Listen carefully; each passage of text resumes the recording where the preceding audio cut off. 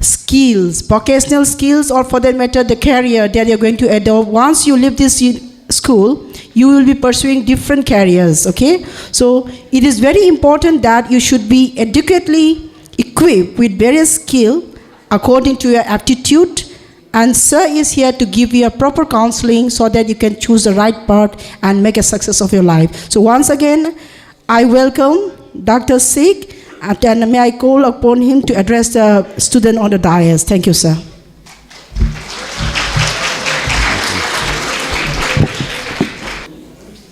Everybody knows that there are resources in Manipur. People used to talk about resources, and sometimes the intellectuals, the university professors, college professors, the scientists, they claim we have to mobilize the resources, talking on mobilization of resources. In the neighborhood state of Manipur, Nagaland, beneath the hills, mountain ranges of Nagaland, there is a plenty of an ore from where diamonds can be extracted profitably.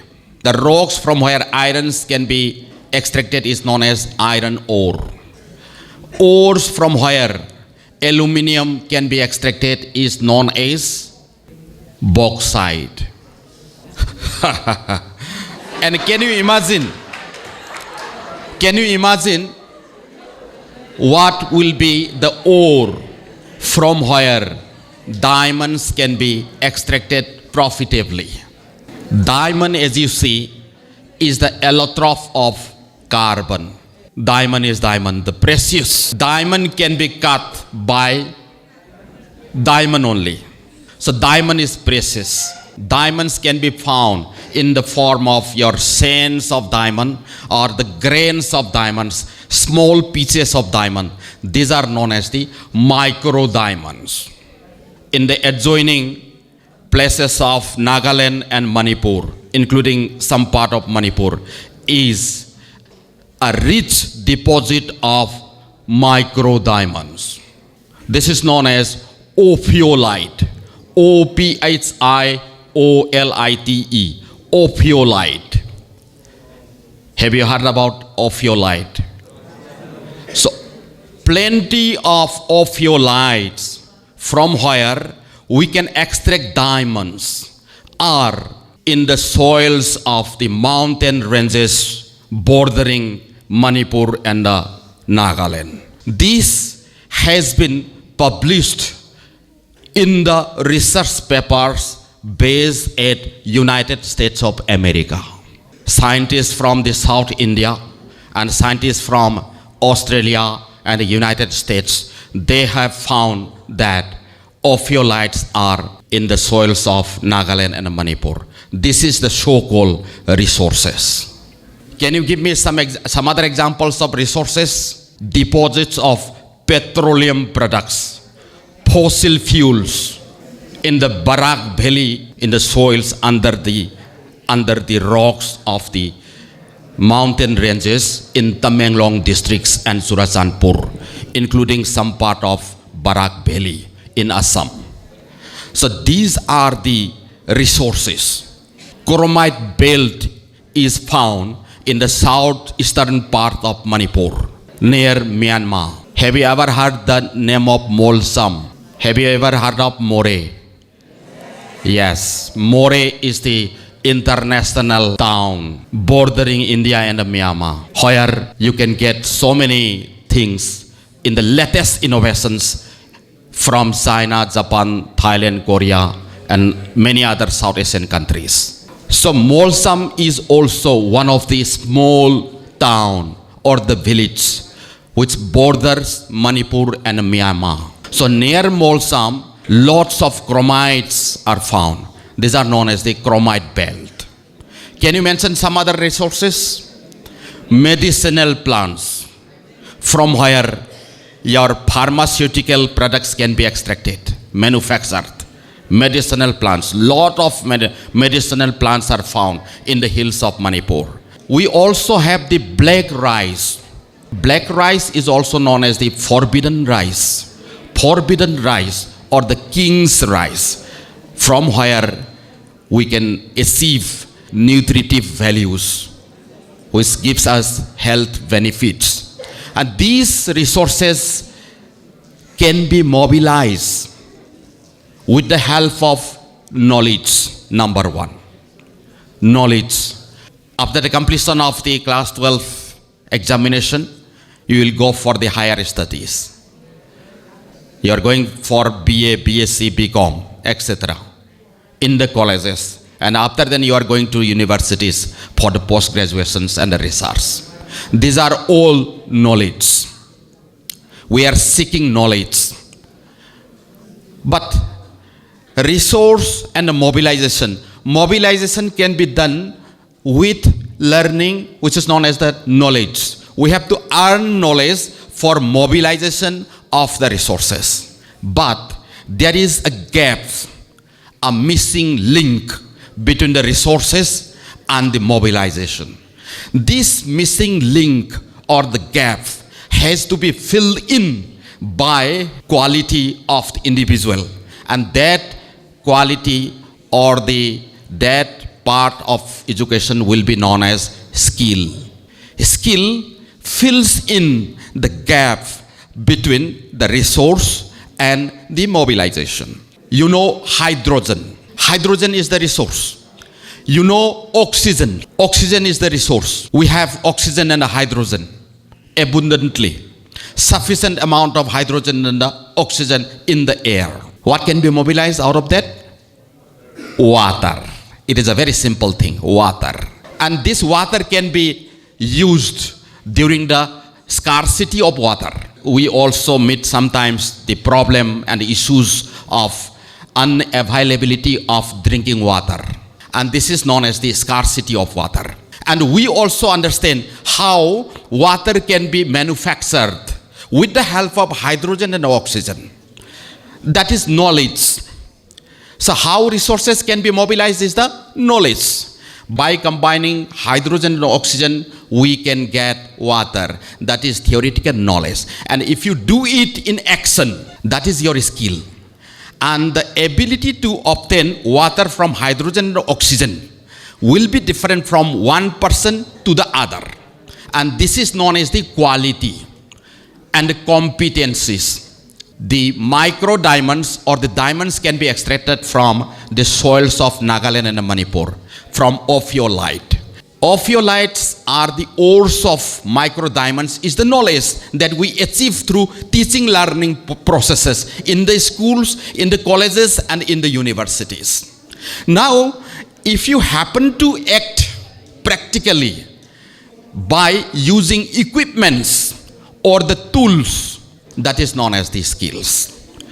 So this skill has to be possessed in addition to your conventional education system. This is the target of the so-called Skill India mission.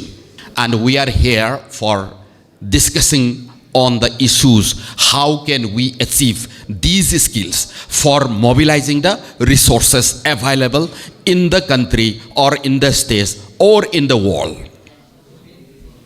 If we happen to go to the moon, people landed on the surface of the moon. This is the knowledge, because you know from your books. If you read the books, then you will see that people landed on the surface of the moon.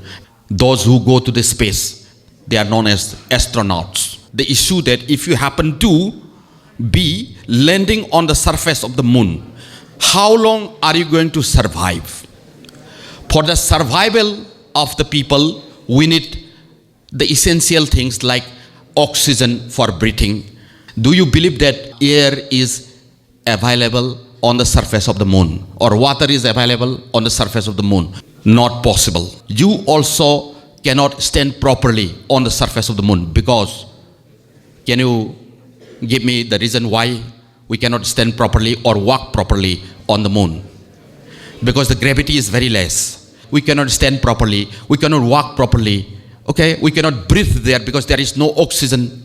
You see the small microbes or the bacteria, they are under the surface of the moon. They can survive under the surface of the moon only, cannot survive over the surface because of the shortage of atmosphere, because of shortage of oxygen. So they used to stay under the surface only. And sometimes you may also think of the people who may be inhabiting under the surface of the moon. That may also be possible.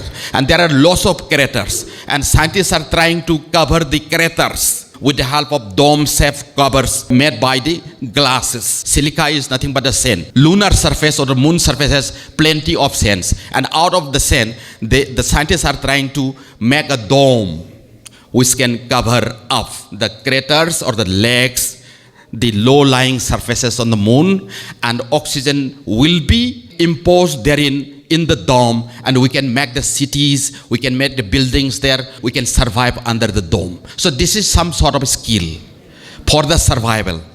So skill, I think everybody have understood what is the meaning of a skill. Now, let us come to the point. India is now the youngest country in the world. What is the meaning of youngest country in the world? Entire population of India. So India has a huge population in the world. And now what happens actually, out of the total population of India, the age group from 15 to 35 years, these people are known as youths. And youths, you see, youths is very energetic as compared to the children and as compared to the aged people, having lots of potentials for performing works, harnessing the skills. That is why the country is now in a position to harness the skills of the youths from the age of 15 to 35 years. So India is having 60% of the whole population covered by the youths by the end of 2023. More than 60% of the whole population will be under the age group of 15 to 35 years. That is why by skilling all the youths in India, the country is going to sell the skills in the international markets. And this dream will be fulfilled. It has been targeted to be fulfilled by the end of 2023. And that is why the Skill India mission has been launched in the country on 15th of July 2015, which is also known as the World Youth Skills Day, on which day Skill India mission has been launched in India, 15th of July 2015. All the youths under the age group of 15 to 35 by the end of 2023, and we are going to harness the skill out of them. This is known as Skill India Mission. And this skill Sathi, which is the friends of skills. You have to be skilled in any sector. Coming to the context of Manipur, can you imagine what is the population of Manipur now? I'm just giving you some options. Option A, 25 lakhs. Option B, 27 lakhs. Option C, 28.5 lakhs. Option D, 30 lakhs. Pardon? C, 28.5 lakhs. Now it is expected to be 28.5 lakhs. And out of these, 7 lakhs educated youths are seeking employment by registering under the employment exchanges, including 3.5 women. Educated youths means those who have already possessed the degrees and the diplomas. BA degree, BSc degree, BCom degree, MA, MSc, MCom, MPhil, PhD, and these things. These are known as educated youths. Educated youths are now lying unemployed. More than 7 lakhs people. And out of this, 3.5 women are also seeking employment. Now imagine all the services has been terminated or the employees has been ousted and they replaced. The freshers from among those who are seeking the employment. How many jobs can be provided to them?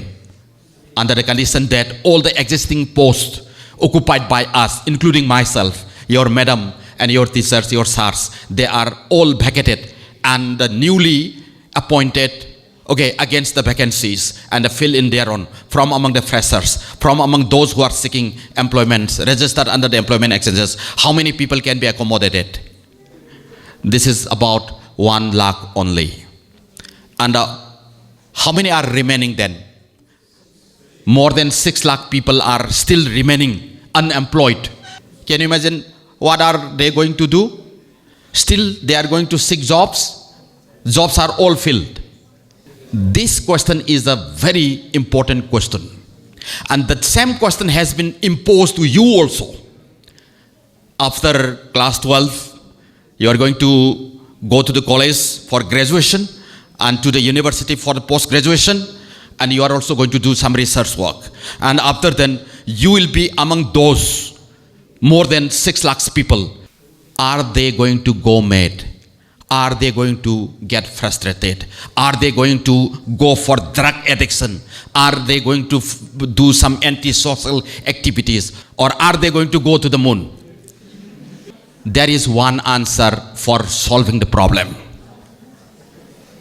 That answer is nothing but the alternative system of education.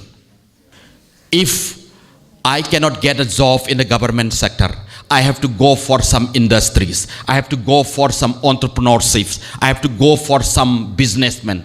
And this is the idea. And how can we do the business? How can we do the entrepreneurships? How can we do for the industry? This can be achieved through skilling the youth.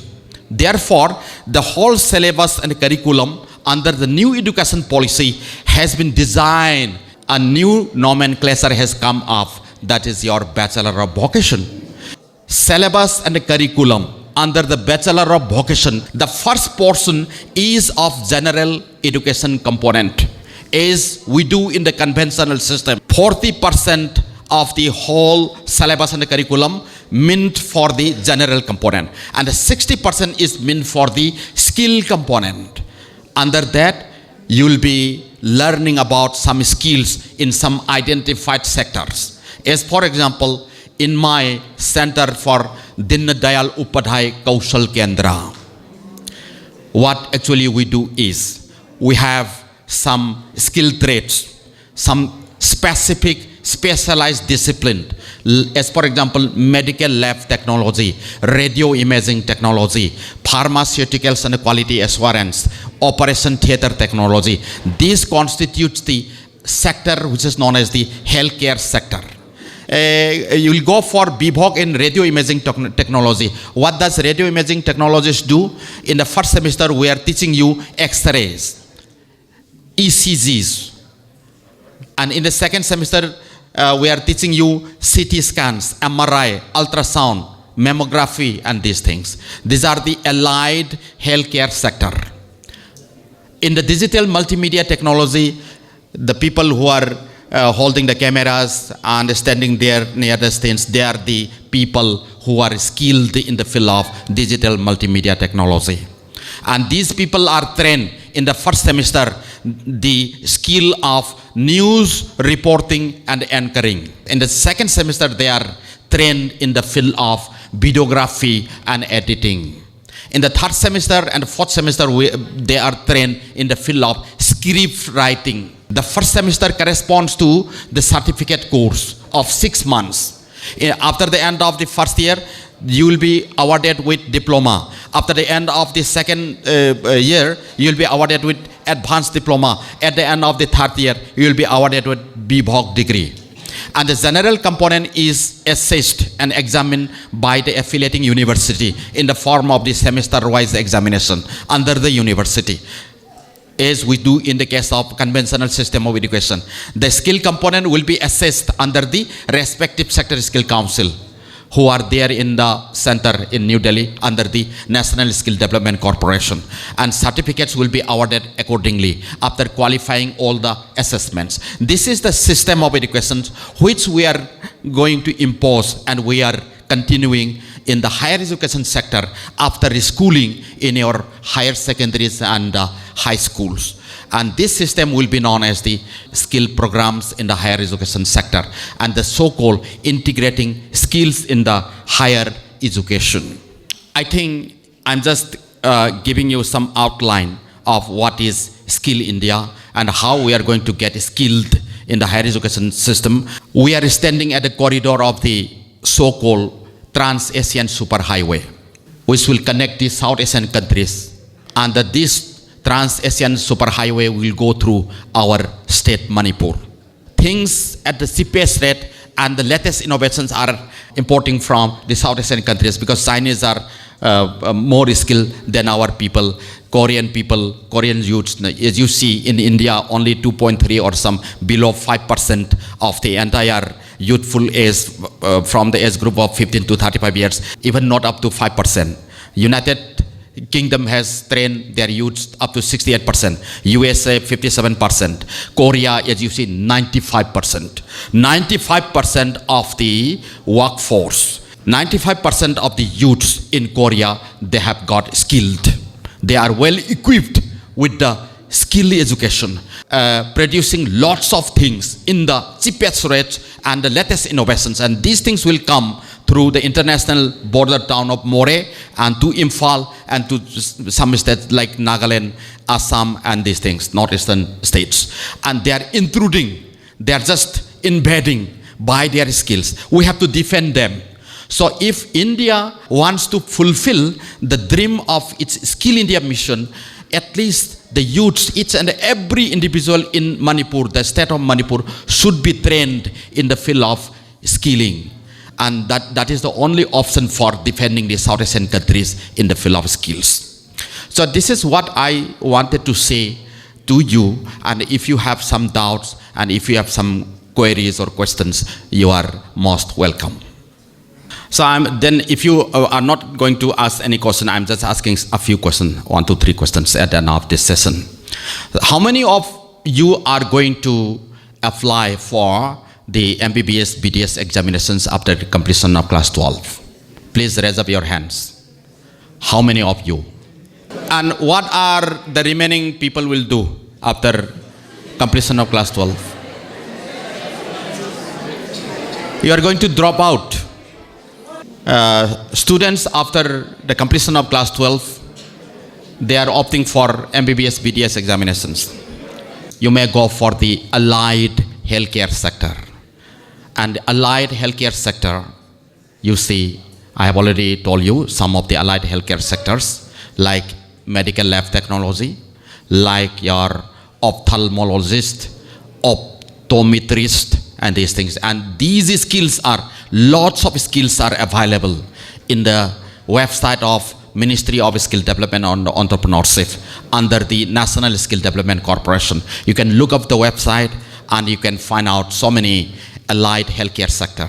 You can become a scientist in the field of X-rays, in the field of medical radio imaging, in the field of some mammography, breast cancer, and biopsy, tissue processing, food chemistry, food microbiologist. What does a food microbiologist do? Can you imagine? Just tell me, food microbiologist. Food microbiologist is a scientist, typically. He or she has to have lots of skills in examining the quality of the food products. As for example, the Thangsam Agro Industries Private Limited, they are producing some packaged drinking water. Before distributing to the customers or before sending to the market, a microbiologist, food microbiologist, he or she is going to observe with the help of the equipment the quality of water. Packaged drinking water can be used by the people. This has been certified by a microbiologist. So microbiologist is important. We have to have the food microbiologist. You may go for the BVOC in food technology. What does an automotive technician do? If you happen to go to the workshop, you will see small boys whose father has been lost in the early age, or whose mother has been married to some other husband. Kids from the broken family. Children belonging to the broken families, in general, typically in Manipur, they are not well educated. They cannot afford for proper education like you. And they used to go to the workshops for training. And by hit and the trial method, they can adjust the parts of the vehicles. They are not having any idea of the mechanics. They are not having any idea of science. Any principle they don't have. They are not in a position to read and write. But here in Manipur, including chief ministers and all the cabinet ministers, all the learned people, university professors, scientists, college teachers, students, learned people used to go to them, their workshop, for getting their vehicles repaired. But the boys are repairing their vehicle by hit and trial method. And these boys can be taken to a skilling center in the community colleges, in the BVOC colleges, in the DDU Kaushal Kendras for upgradation of their skills. Some part of general education, some part of skills in the train in the proper way. If you know the science behind everything that is being done in the repairing of vehicles, it will be a successful entrepreneur or successful technician. And he may earn money also. Doctors are earning money how? People, the patients are waiting in queues outside and they will book a ticket by paying some 200 rupees or 500 rupees sometimes. It depends on the quality of the doctor. Will book a ticket by paying some 200 rupees. And then the doctor will ask you, what is your problem? Then the patient will say, I have some headache, or I have some problem in the stomach, I have some problems in the knee, like that. And accordingly, the doctor will write some medicines. Or before that, he may advise you to go to a diagnostic center, Babina diagnostic or some sort of thing, to take an X-ray, or to take some CT scans, to take some MRIs, ultrasounds and everything.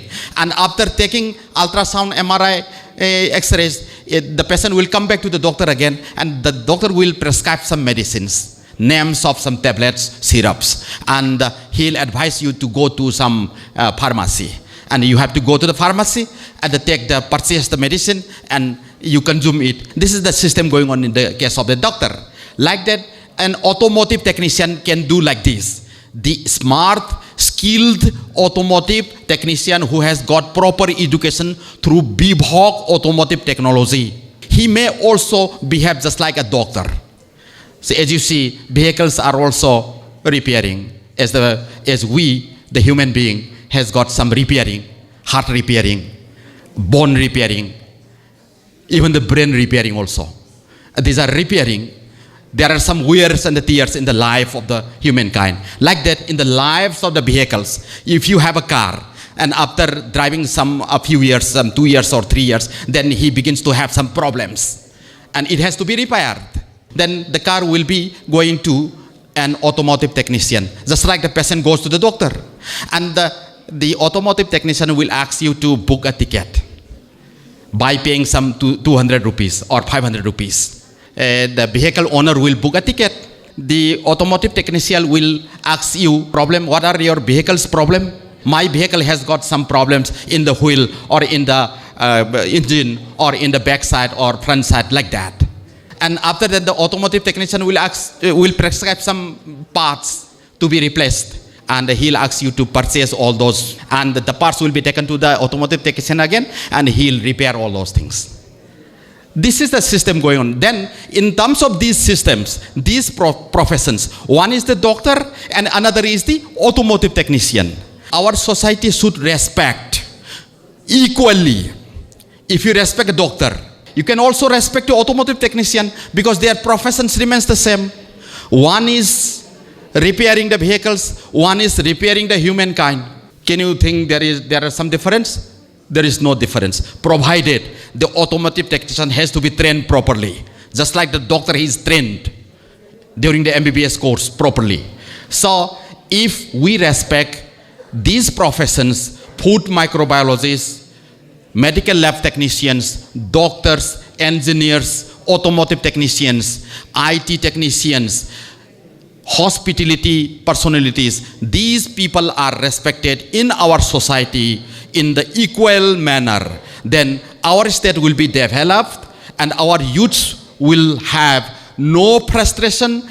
Each and every individual under the age group of 15 to 35 years, they will get their respective jobs either in the government sector or in the industry sector or the private sectors, or you can become an entrepreneur. What is the meaning of entrepreneur? Can you tell me what is the meaning of entrepreneur? This is the second question. I have only two questions only. The first one, it is finished. Now the second part is, what is the meaning of entrepreneur? Educated, well-educated person, well-trained in the field of skills in a particular sector. As for example, a healthcare entrepreneur, Babina Diagnostic Center, Caesar Hospitals and Research Institute, Thangzam Agro Industries, Korohan by Spices Factory, Tata and Birla, Mukesh Ambani. These are all entrepreneurs. You are using mobile phones, Reliance, Jio, Airtel, Vodafone and everything. An entrepreneur is the person under whom there are lots of educated youths who are employed under a single entrepreneur. Can you imagine how many doctors are working in Caesar Hospitals and Research Institute, which is the private sector? Can you imagine how many medical lab technicians are working in the Babina Diagnostic Center, which is a private sector? Can you imagine how many food packaging technicians are working in the Thangzam Agro Industries for packaging food materials? Sufficient knowledge of skills as well as the general education component in that sector. You can become an automotive entrepreneur. You can become an IT entrepreneur, just like your Mukesh Ambani. Okay, you can become a food entrepreneur. You can become a healthcare entrepreneur. There are lots of resources that can be harnessed from the state of Manipur, and you can also become an entrepreneur, a successful entrepreneur. This is also one of your choices. You can opt after completion of your class 12 examination, and you can go for the right direction. And after then, each and every individual has been employed, then the people will think of you equally, and then if you are equally employed, then what is the need for making some noises in the society, some chaos and confusion situation? There will be improvement in the law and order situation of in the state as well as for the country. So I'm just winding up my session with one saying of the former President of India, Dr. APJ Abdul Kalam. Dr. APJ Abdul Kalam, he is also an eminent scientist. He is also known as, yes, Missile Man of India.